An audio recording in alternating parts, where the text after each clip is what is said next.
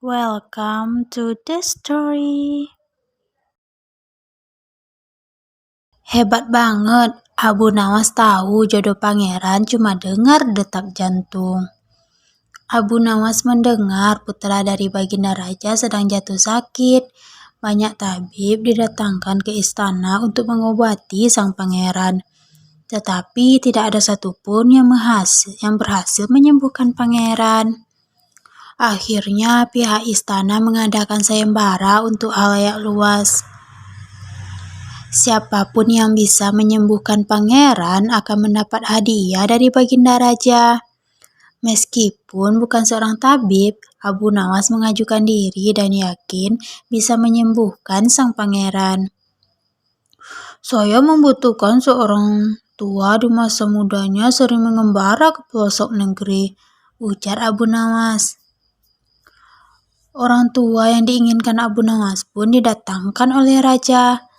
Sebutkan satu persatu nama-nama desa di daerah selatan, pinta Abu Nawas kepada orang tua itu. Ketika orang tua tersebut menyebutkan nama-nama desa di bagian selatan, Abu Nawas menempelkan telinganya ke dada sang pangeran. Kemudian Abu Nawas memerintahkan agar menyebutkan bagian utara, barat, dan timur. Setelah semua bagian negara disebutkan, Abu Nawas mohon agar diizinkan mengunjungi sebuah desa di sebelah utara. Raja merasa heran. "Kamu didatangkan ke sini bukan untuk berlibur," kata raja. Sang pangeran sedang jatuh cinta pada seorang gadis desa di sebelah utara negeri ini, kata Abu Nawas menjelaskan. Raja bertanya, "Bagaimana kau tahu?" Ketika nama-nama desa di seluruh negeri disebutkan, tiba-tiba degup jantung pangeran bertambah keras saat mendengarkan nama sebuah desa di bagian utara negeri ini. Sang pangeran tidak berani mengutarakannya kepada Baginda Raja. "Lalu apa yang harus aku lakukan?" tanya Raja. "Mengawinkan pangeran dengan gadis desa itu," jelas Abu Nawas. "Kalau tidak," ucap Raja ragu-ragu. "Cinta itu buta. Kalau tidak diobati kebutaannya, pangeran akan mati," jawab Abu Nawas yang sarannya ketika diterima Raja. Allahu a'lam. Berkat mimpi bertemu Nabi Daud, Abu Nawas lolos dari tipuan dua penjahat. Abu Nawas mimpi bertemu Nabi Daud dan langsung merasa kenyang. Berawal dari ketika Abu Nawas hendak dijahati oleh seorang ahli yoga yang bersekongkol dengan pemuka agama. Setelah mencapai kata sepakat, keduanya berangkat menemui Abu Nawas di rumahnya. Ketika mereka datang, Abu Nawas sedang salat duha.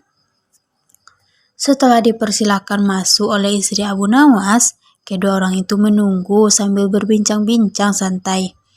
Seusai sholat duha, Abu Nawas menyambut mereka dan bercakap-cakap sejenak. "Kami sebenarnya ingin mengajak engkau melakukan pengembaraan suci. Kalau engkau tidak keberatan, bergabunglah dengan kami," kata ahli yoga. Dengan senang hati. Lalu kapan rencananya?" tanya Abu Nawas dengan polos. "Besok pagi," kata si pemuka agama. "Baiklah kalau begitu, kita bertemu di warung teh besok ya," kata Abu Nawas menyanggupi. Hari berikutnya mereka berangkat bersama. Abu Nawas memakai jubah seorang sufi. Ahli yoga dan ahli agama mengenakan seragam keagamaan masing-masing. Di tengah jalan, mereka mulai diserang rasa lapar karena memang sengaja tidak membawa bekal. "Hei Abu Nawas, bagaimana kalau engkau saja yang mengumpulkan sumbangan untuk membeli makanan buat kita bertiga? Karena kami akan mengadakan kebaktian," kata pemuka agama tersebut. Tanpa banyak bicara, Abu Nawas berangkat mencari dan mengumpulkan derma dari dusun satu ke dusun lain. Setelah sumbangan terkumpul, Abu Nawas membeli makanan yang cukup untuk 3 orang. Abu Nawas kembali ke pemuka agama dan ahli yoga dengan membawa makanan. Mereka sudah tak sanggup menahan rasa lapar. Abu Nawas berkata, Mari segera kita bagi makanan ini sekarang juga. Jangan sekarang, kami sedang berpuasa, kata ahli yoga. Tetapi aku hanya menginginkan bagianku, sedangkan bagian kalian terserah kalian, kata Abu Nawas menawarkan jalan keluar. Aku tidak setuju. Kita harus seirama dalam berbuat apapun, kata pemuka agama tersebut. Betul sekali. Aku pun tidak setuju karena waktumu memakanku besok pagi. Besok pagi aku baru akan berbuka, kata ahli yoga. Bukankah aku yang engkau jadikan alat pencari sumbangan? Sumbangan itu sekarang telah kutukar dengan makanan ini. Sekarang kalian tidak mengizinkan aku mengambil bagianku sendiri? Itu tidak masuk akal. Protes Abu Nawas mulai merasa jengkel. Meski begitu, pemuka agama dan ahli yoga tetap bersikeras tidak mengizinkan Abu Nawas mengambil bagian yang menjadi haknya. Abu Nawas penasaran. Ia mencoba sekali lagi meyakinkan kawan-kawannya agar mengizinkan memakan bagiannya. Tetapi mereka tetap saja menolak. Abu Nawas benar-benar merasa jengkel dan marah. Tapi Abu Nawas tidak memperlihatkan sedikit pun kejengkelan dan kemarahannya. Bagaimana kalau kita mengadakan perjanjian? Kata pemuka agama kepada Abu Nawas. Perjanjian apa? Kata Abu Nawas. Kita adakan lomba. Barang siapa di antara kita bermimpi paling indah, maka ia akan mendapat bagian terbanyak. Yang kedua lebih sedikit, dan yang terburuk akan mendapat paling sedikit. Ucap pemuka agama itu menjelaskan. Abu Nawas setuju. Dia tidak memberi komentar apa-apa. Malam makin larut. Embun mulai turun ke bumi. Pemuka agama dan ahli yoga mengantuk lalu tidur. Abu Nawas tidak bisa tidur. Ia hanya berpura-pura tidur saja. Setelah merasa yakin kawan-kawannya sudah terlelap, Abu Nawas menghampiri makanan itu. Tanpa berpikir dua kali, Abu Nawas memakan habis makanan tersebut sampai tidak tersisa sedikit pun. Setelah merasa kekenyangan, Abu Nawas baru bisa tidur. Keesokan harinya, mereka bangun hampir bersamaan. Ahli yoga dengan wajah berseri-seri bercerita. Tadi malam aku bermimpi memasuki sebuah taman yang mirip sekali dengan nirwana. Aku merasakan kenikmatan yang belum pernah kurasakan sebelumnya dalam hidup ini. Pemuka agama mengatakan mimpi ahli yoga benar-benar menakjubkan. Betul-betul luar biasa. Kemudian giliran pemuka agama yang menceritakan mimpinya. Aku seolah-olah menembus ruang dan waktu. Ternyata memang benar. Aku secara tidak sengaja berhasil menyusup ke masa silam di mana pendiri agamaku hidup. Aku bertemu dengan beliau dan lebih membahagiakan adalah aku diberkatinya. Ahli yoga pun memuji-muji kehebatan mimpi pemuka agama. Abu Nawas hanya diam. Ia bahkan tidak merasa tertarik sedikit pun. Karena Abu Nawas belum juga buka mulut, pemuka agama dan ahli yoga mulai tidak sabar menanyakan mimpi Abu Nawas.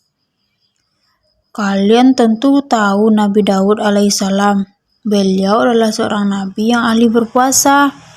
Tadi malam aku bermimpi berbincang-bincang dengan beliau. Beliau menanyakan apa aku berpuasa atau tidak. Aku katakan aku berpuasa karena aku memang tidak makan sejak dini.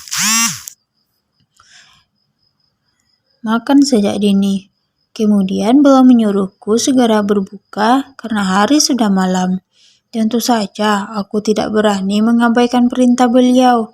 Aku segera bangun dan tidur dan langsung menghabiskan makanan itu, kata Abu Nawas tanpa perasaan bersalah secuil pun. Sambil menahan rasa lapar yang menyenyat-nyenyat, pemuka agama dan ahli yoga saling berpandangan satu sama lain. Kejengkelan Abu Nawas terobati. Kini mereka sadar bahwa tidak ada guna-gunanya mencoba mempermainkan Abu Nawas. Pasti hanya akan mendapat celaka sendiri. Wallahu a'lam.